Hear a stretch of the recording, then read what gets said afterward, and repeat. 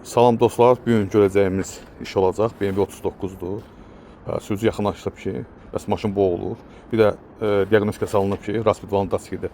Bir neçə dənəsini dəyişiblər. Yenə də o problem xəta kimi diaqnostikada yazır. Problem qalıb. Baxdım, diaqnostika elədim. Gördüm yenə raspidvalın daskin yazır. Var şnurlu, var şnursuz. Problem şnursuz daskində idi. Yazmışdı. Xəta kimi diaqnostikada. Gəldim, baxdım, gördüm ki, bax gördüyünüz kimi raspidvalın bu şnurlarında problem var. O problemdən də əlavə yerlərdə səhvdir. Ona görə raspidval datik dəyişilir. Xeyir olmur. Yenə də xəta kimi diaqnostikada yazır. Təzədən həm paykaladım, həm də yerlərini dəyişdim. İndi görürsünüz də onun dibindən də paykalamışam. Başqa şnurlar.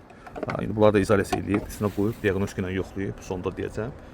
Əminəm ki, işləyəcək. Gördüyünüz kimi bu formada izolyasiya elədim. Parça izolentlə. Hazırdır, yoxlamaq qalır. Bir də onu deyim ki, raspidvalın daskidə işləməyəndə, şnuru da və şnursuz da işləməyəndə maşının gec xodlanır, benzin sərfiyyatı çoxalır, maşında boğulmalar artır və digər problemlər baş verir. İndi görək necə xodlanır. Dostlar, normal xodlanır. İndi biraz da bir iki dəfə də yoxlayayım. Dostlar, normal xodlanır. Diaqnostika da elədim. Diaqnostikada o xətanı vermir. Belə. Kimin sualı olsa şərt bölməsinə yazar, cavablandıram. Sağ ol dostlar.